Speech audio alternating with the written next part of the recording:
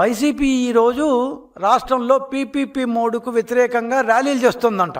అక్కడ కేంద్ర ప్రభుత్వం ఏమో ఈ పబ్లిక్ ప్రైవేట్ పార్ట్నర్షిప్నే పెట్టండి బాబు అని ఒక పక్క చెప్తుంటే, జగన్మోహన్ రెడ్డి గారేమో ఇక్కడ ర్యాలీలు చేస్తారంట. ఎందుకంటే రాష్ట్రంలో మెడికల్ కాలేజీలు పెట్టకూడదంట. ఈయన నేను 17 మెడికల్ కాలేజీ పెడతాను అంటూ బయలుదేరారు. ఇప్పుడు ఆయన అధికారంలోకి వచ్చిన తర్వాత సరే పెట్టని అనుకున్నాం. ఎన్ని కాలేజీలు మొదలుపెట్టాడు, పూర్తి చేయాల. మొదలుపెట్టింది 4 కాలేజీలు మాత్రమే. మిగతా కాలేజీలు ఏమయ్యా అంటే 2 నెలల క్రితం అనుకుంటాను ప్రెస్ మీట్లో చెప్పాడు 15 ఏళ్ళు పడుతుంది, కానీ చిన్నగా అవుతాయి. ఏమవుతాయి, అంత ఈజీగా అయిపోతాయా ఏంటి? 15 ఏళ్ళు పడుతుంది. అన్నీ కావాలంటే ఒక రోజులు ఎందుకు అవుతాయి?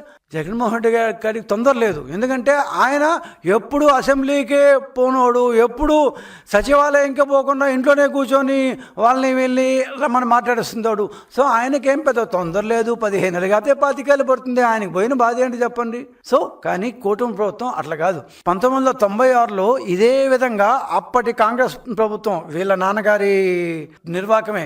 మేము ఇప్పుడు ఈరోజు ఐటీ అని అందరం తెగ మొత్తుకుంటున్నాం. ఐటీలో మనం బ్రహ్మాండంగా ఉన్నాం, అది ఉన్నాం.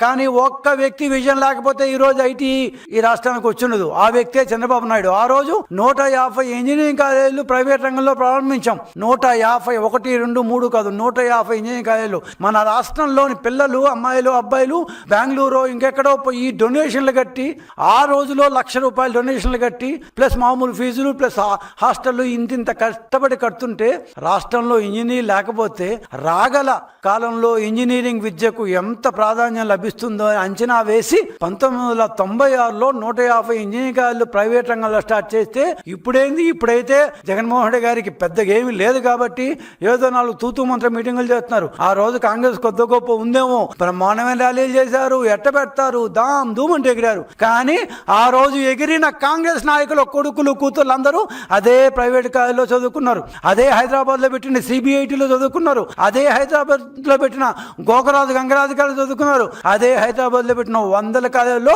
అదే కాంగ్రెస్ నాయకులు చదువుకున్నారు. ఈ రోజు కూడా ఇప్పుడు మేము పీపీపీ మోడ్లో నెక్స్ట్ 3 ఏళ్లలో ప్రారంభిస్తామని ఘంటాపథంగా చెప్పబోతున్న కాలేజీల్లోనే ఈ వైసీపీ నాయకుల పిల్లలు చదువుకోవాలని మేము కోరుకుంటాం. అందరూ చదువుకోవాలి. చదువుకోకుండా ఇట్లాంటి ర్యాలీలు చేయకని ముందు చదువుకున్న తర్వాత రాజకీయాల్లో రండి. సో ఈ వైసీపీ నాయకుల పిల్లలందరూ కూడా రేపు పెట్టబోయే పీపీపీ మోడ్లో పెట్టబోయే మిడిల్ కాలేజీలోనే చదువుకోబోతున్నారు.